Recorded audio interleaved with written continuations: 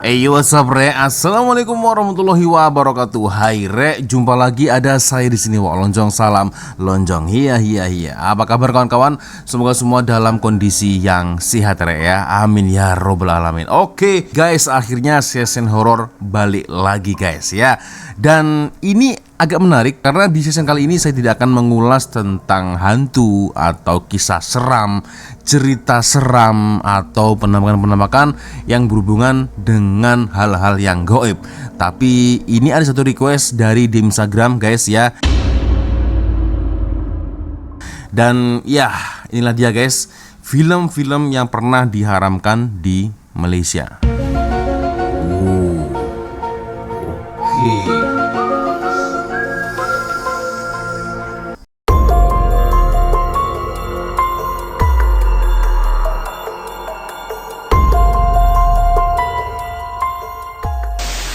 Ada mentega terbang. Oke, ini apa ini aku tak pasti. Lalu ada Bang Bang Lasia. The New Village. Apa ini The New Village? Oke, Zoolander. Oke, aku pernah dengar. Ada Abominable ya. Oke, lalu ada juga Slender Slice. Oke. Lalu Bruce Almighty, ini aku pernah nonton. Bruce Almighty ini kalau tak silap dia seperti berkonsep menjadi Tuhan, ada menjadi nabi juga ada, guys. Tapi aku lupa ingat lah ya. Lalu ada Brokeback Mountain. Wah, ini kalau ini ada jelas tidaknya di Malaysia, guys. Mungkin di Indonesia, di Brunei ya, Arab Saudi ya. Kalau tak silap, aku nggak pernah nonton, tapi aku pernah mendengar isu-isunya. Brokeback Mountain ini film tentang menyukai sesama jenis, ya. Lalu selanjutnya ada 50 Shades of Grey, dan yang terakhir ada Cannibal Holocaust. Oke. Sepertinya menarik, guys. Kita akan coba nonton sama-sama sebenarnya film apa dan why. Kenapa 10 film ini diharamkan di Malaysia, guys ya. Kita akan coba nonton bersama-sama seperti apa videonya dari channel Jelaskan. Tapi ya seperti biasanya hanya sekedar mengingatkan untuk kawan-kawan yang mungkin belum sholat, jangan lupa sholat dulu. Dan letakkan link shopping yang ada di bawah video ini. Siapa tahu mungkin kalian berminat untuk shopping, boleh kalian check out sekarang juga, geng.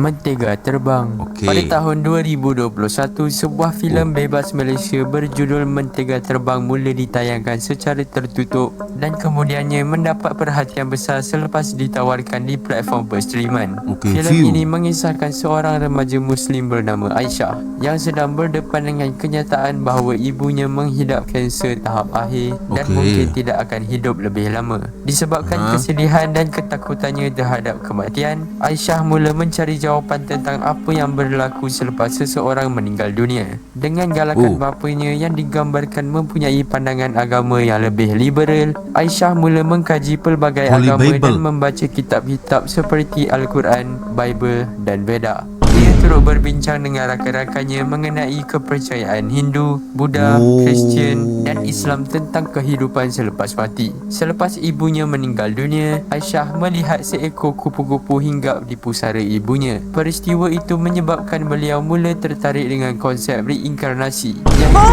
kepercayaan bahawa seseorang boleh dilahirkan semula sebagai makhluk lain selepas kematian. Kontroversi filem ini tercetus kerana beberapa babaknya memaparkan Aisyah mempersoalkan hukum hakam Islam dan membandingkan kepercayaan antara agama-agama yang berbeza. Filem ini juga dikritik kerana dianggap mempromosikan pluralisme agama dan memaparkan idea bahawa seseorang boleh memilih mana-mana agama yang dirasakan sesuai untuk dirinya. Selepas menerima banyak aduan, filem tersebut ditarik keluar daripada platform perstreaman dan akhirnya diharamkan oleh Kementerian Dalam Negeri pada tahun 2023. Kontroversi itu menjadi begitu besar sehingga pengarah dan penerbit filem tersebut akhirnya didakwa di mahkamah atas tuduhan melukakan perasaan keagamaan pihak lain.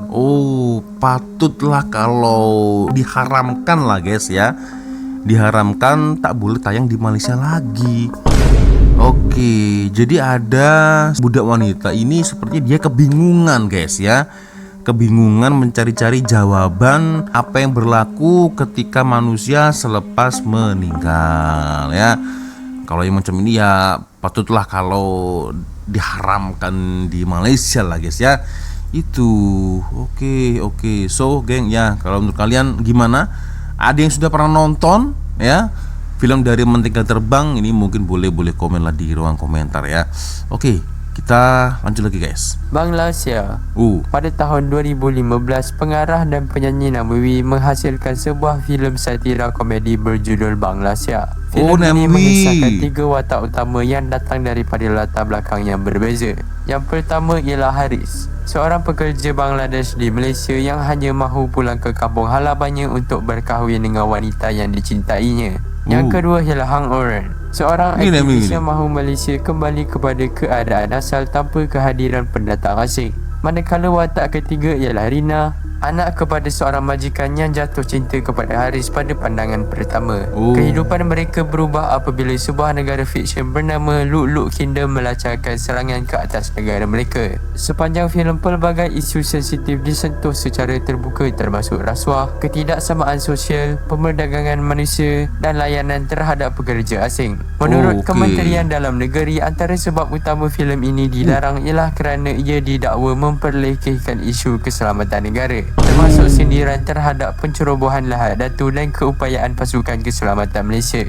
Filem ini juga didakwa mengandungi unsur yang menggambarkan gaya hidup LGBT yang secara positif, selain beberapa dialog yang dianggap boleh menimbulkan kontroversi berkaitan identiti nasional dalam masyarakat Malaysia. Antara babak yang akhirnya dipotong apabila filem ini diluluskan semula beberapa tahun kemudian termasuk adegan berkaitan LGBT, babak yang menyebut Maikat dan satu babak yang membandingkan tahap keselamatan Malaysia dengan Singapura. Akibat kontroversi tersebut, Bangla Sia tidak dapat ditayangkan di Malaysia selama bertahun-tahun. Hanya pada tahun 2019, selepas beberapa syutingan dibuat dan 7 babak dipotong, filem itu akhirnya mendapat kelulusan tayangan dengan nama baharu Bangla Sia 2.0. Oke, Bangla Sia guys ya.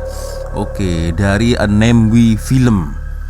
Ini ada soalan buat kalian guys. Dengar YouTuber satu ini katanya sering bermasalah guys ya. So sekarang macam mana geng kondisinya geng? Ini kawan-kawan yang paham ya, boleh komen di ruang komentar. Aku pernah nih guys nonton satu video dari Namwi guys ya. Kalau tak silap apa aja tajuknya ya? Asian Girl. Aku lupa lah guys. Jadi di video itu ya dia melakukan wawancara terhadap awek-awek dari Vietnam, Thailand, Malaysia, Indonesia, lalu Hong Kong, Taiwan, mana lagi ya? India ya, Korea itu guys ya. Aku lupa lah guys ya. Itu event apa masa itu guys ya. Tapi jelas dia pernah melakukan wawancara dengan awek-awek ya. Dan masa itu kalau tak silap awek itu memakai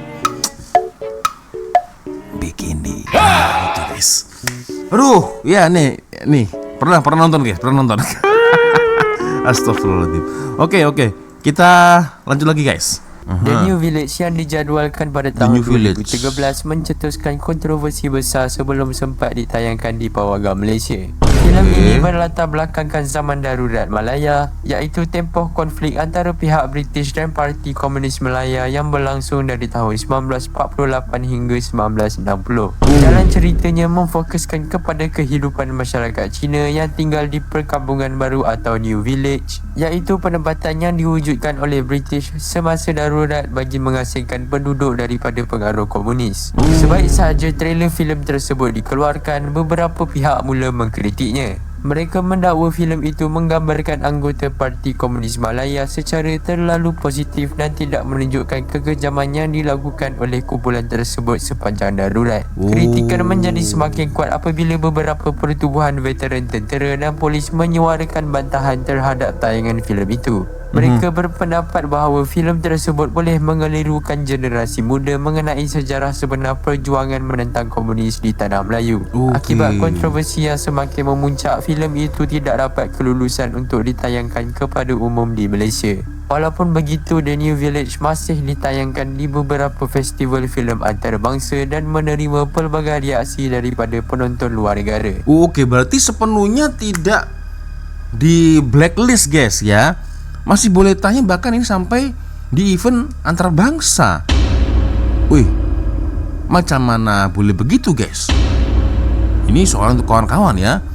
Ya takutnya kan akhirnya tersebar isu-isu yang tidak tepat, kurang betul kan? Kok bisa? Nah ini kawan-kawan boleh komen ya di ruang komentar ya. The New Village. Oke. Kalau yang ini ya patutlah kalau diharamkan guys ya, karena cukup sensitif ya. Oke, kita lanjut lagi guys. Zoolander. Zoolander. Pada tahun 2011, sebuah filem komedi berjudul Zoolander ditayangkan. Dibintangi oleh Ben Stiller sebagai Derek Zoolander, seorang model lelaki terkenal tetapi tidak begitu bijak. Dalam filem tersebut, Derek menjadi sasaran satu konspirasi yang dirancang oleh tokoh-tokoh industri fashion dunia. Mereka mahu menggunakan dia sebagai alat untuk membunuh seorang pemimpin politik yang menghalang eksploitasi buruh murah dalam industri pakaian. Kontroversi filem ini berpunca daripada identiti pemimpin tersebut. Dalam jalan cerita asal, sasaran pembunuhan ialah Perdana Menteri Malaysia. Betul. Dalam filem itu, Perdana Menteri Malaysia mahu melaksanakan undang-undang yang akan meningkatkan hak dan gaji pekerja kilang, menyebabkan syarikat-syarikat fashion antarabangsa kehilangan keuntungan. Oleh sebab itu, satu rancangan dirancang untuk mencuci otak Derek Zoolander supaya membunuh Perdana Menteri Malaysia ketika lawatan rasmi. Walaupun filem ini merupakan komedi dan tidak berdasarkan kisah sebenar, penggunaan Perdana Menteri Malaysia sebagai sasaran pembunuh dianggap sensitif. Akibatnya filem tersebut tidak dibenarkan ditayangkan di Malaysia. Larangan itu menjadikan Zoolander antara filem Hollywood yang paling unik pernah diharamkan di Malaysia kerana bukan atas sebab yang selalu digunakan. Satu filem bertajuk Zoolander, ada Owen Wilson juga di sini guys. Patutlah kalau diharamkan ya. Dari targetnya pun dah silap nih guys ya. Kenapa sasarannya harus kepada Perdana Menteri Malaysia nih guys? Kan agak pelik juga lah guys ya. Nah, terlebih lagi ini nih. Nah, ini Perdana Menterinya guys. Ini adalah cerita fiksi di mana ini adalah Perdana Menteri Malaysia dan akan mau dihilangkan nyawanya guys. Padahal dengan menyebut nama Malaysia pun sudah boleh mempromosikan Malaysia di mata dunia guys ya, di antar bangsa. Tapi kalau objeknya seperti ini ya, targetnya seperti ini ya, agak kurang setuju juga guys ya. Patutlah kalau diharamkan, di ban di Malaysia kan guys. Zoolander. Oke. By the way, emang ada guys Perdana Menteri yang memakai baju seperti ini. Ini kalau silap macam baju-baju tradisional Cina nih guys. Aduh. Oke, kita lanjut lagi geng. Abominable. Apa ini? Pada tahun 2019, DreamWorks menghasilkan sebuah filem animasi Kartun. berjudul Abominable. Filem ini mengisahkan seorang remaja perempuan bernama Yi Yang menemui seekor yeti muda yang terpisah daripada keluarganya. Bersama dua rakannya, Yi memulakan perjalanan merentasi China untuk membantu yeti tersebut pulang ke Gunung Everest. Secara keseluruhannya, filem ini merupakan sebuah filem penggambaran keluarga yang ringan dan tidak mengandungi unsur keganasan atau kandungan dewasa. Namun kontroversi timbul kerana satu adegan yang memaparkan peta Laut Cina Selatan. Dalam adegan tersebut terdapat garisan 9 putus-putus yang digunakan oleh China untuk menuntut sebahagian besar Laut Cina Selatan. Tuntutan tersebut dipertikaikan oleh beberapa negara termasuk Malaysia, Vietnam, Filipina dan Brunei. Pihak berkuasa Malaysia meminta supaya adegan tersebut dipotong sebelum filem itu ditayangkan. Namun pengedar filem enggan membuat suntingan tersebut. Akibatnya Abominable tidak dibenarkan ditayangkan di pawagam Malaysia. Ia menjadi salah satu contoh yang jarang berlaku di mana sebuah filem diharamkan kerana isu tuntutan wilayah dan geopolitik antarabangsa. Sebenarnya tidak ada case-case yang terlalu berat ya di Abominable, tapi dikarenakan tuntutan wilayah ya yang diklaim oleh Cina itu ya, akibatnya film ini ya di-ban ya, diharamkan di Malaysia guys. Nah akhirnya guys, dengan kata lain Abominable tidak bisa ditayangkan di 4 negara nih guys, ya silap-silap nih. Malaysia iya, Vietnam, Filipina dan juga Brunei. Itu ya. Oke. Aduh, hilangkan 4 pasar negara sekaligus nih ya. Oke, kita lanjut lagi guys. Schindler's List. Oke. Pada tahun 1953, Schindler's pengarah List. terkenal Steven Spielberg menghasilkan sebuah filem berjudul Schindler's List Oke. yang berdasarkan kisah benar semasa Perang Dunia Kedua. Filem ini mengisahkan Oskar Schindler, seorang usahawan Jerman yang pada mulanya mengambil kesempatan daripada tenaga buruh Yahudi untuk mengembangkan perniagaannya. Namun apabila beliau menyaksikan kekejaman yang dilakukan oleh rejim Nazi terhadap orang Yahudi, Schindler mula menggunakan kekayaan dan pengaruhnya untuk menyelamatkan nyawa mereka. Sepanjang filem beliau menyusun satu senarai pekerja Yahudi yang akan diambil bekerja di kilangnya. Dengan cara itu mereka dapat terlepas daripada dihantar ke kem tahanan dan kem pembunuhan. Dianggarkan lebih daripada 1,000 orang Yahudi berjaya diselamatkan melalui usaha tersebut. Filem ini menerima pujian luar biasa dan memenangi 7 anugerah Akademi Oscar termasuk filem terbaik. Namun di Malaysia, filem ini tidak dibenarkan ditayangkan pada ketika itu. Sebab utamanya bukan kerana keganasan atau kandungan seksual, tetapi kerana filem tersebut memberi tumpuan yang sangat besar kepada penderitaan masyarakat Yahudi semasa Holocaust. Pada era tersebut, Malaysia tidak mempunyai hubungan diplomatik dengan Israel dan terdapat sensitiviti politik berkaitan konflik Israel dan Palestin. Menurut laporan ketika itu, lembaga penapisan filem menggambarkan filem tersebut sebagai propaganda yang bertujuan untuk meraih simpati terhadap masyarakat Yahudi. Akibatnya Schindler's List menjadi salah satu filem paling terkenal yang pernah diharamkan di Malaysia. Itu patutlah kalau di Malaysia diharamkan kan guys ya. Jadi seolah-olah membuat citra Yahudi itu nampak positif dan baik, ya kan? Tapi itu tidak berlaku di mata Dr. Tun Mahathir guys. Aduh. Oke, next kita lanjut lagi. Bruce Almighty. Nah, pada tahun ini 2003, sebuah filem komedi fantasi berjudul Bruce Almighty ditayangkan dan menjadi antara filem paling popular tahun tersebut. Filem ini dibintangi jadi oleh Jim Carrey sebagai Bruce Nolan, seorang wartawan televisyen yang sering menyalahkan Tuhan atas segala masalah yang berlaku dalam hidupnya. Selepas mengalami pelbagai kegagalan dalam kerjaya dan kehidupan peribadi, Bruce meluahkan kemarahannya dengan mempersoalkan cara Tuhan menguruskan dunia. Tidak lama kemudian, Bruce bertemu dengan seorang lelaki misteri yang sebenarnya merupakan Tuhan. Dilakonkan oleh Morgan Freeman. Dia kemudian memberikan Bruce kuasanya untuk sementara waktu dan mencabar Bruce menguruskan dunia sendiri. Pada mulanya, Bruce menggunakan kuasa tersebut untuk kepentingan dirinya sendiri. Dia membalas dendam terhadap orang yang tidak disukainya, memanipulasi situasi supaya hidupnya menjadi lebih mudah dan cuba mendapatkan semula teman wanitanya. Namun Bruce akhirnya menyedari bahawa menguruskan berjuta-juta doa dan masalah manusia bukanlah sesuatu yang mudah. Kontroversi filem ini berpunca daripada cara Tuhan digambarkan secara visual dan dijadikan watak utama dalam jalan cerita.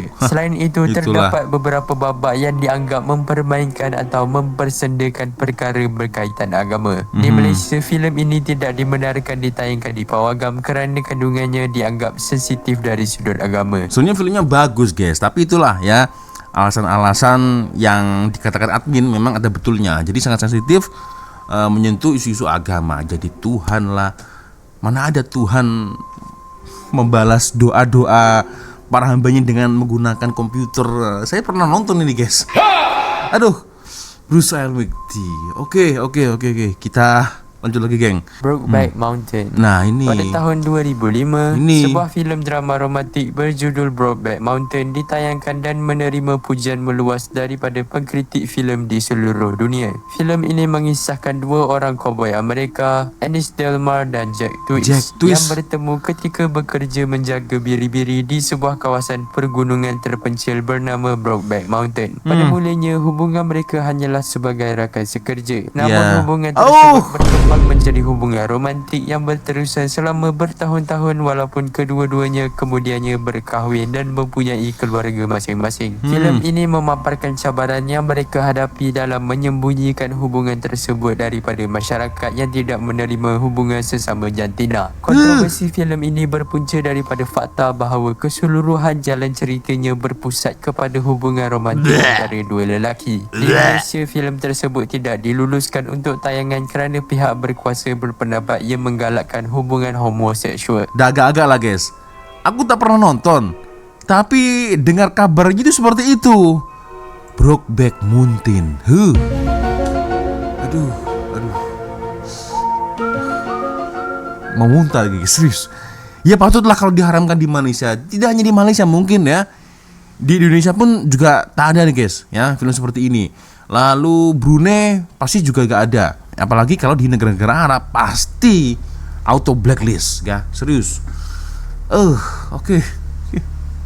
Kita lanjut lagi geng. 50 Shades of Grey. Oke. Pada tahun 2015, sebuah filem romantik Kenapa berjudul ini? 50 Shades of Grey menjadi antara filem paling kontroversi di dunia. Filem ini diadaptasi daripada novel terlaris karya E.L. James dan mengisahkan hubungan antara Anastasia Steele, seorang pelajar universiti, dan Christian Grey, seorang ahli perniagaan muda yang kaya raya. Pada mulanya hubungan mereka kelihatan seperti kisah percintaan biasa.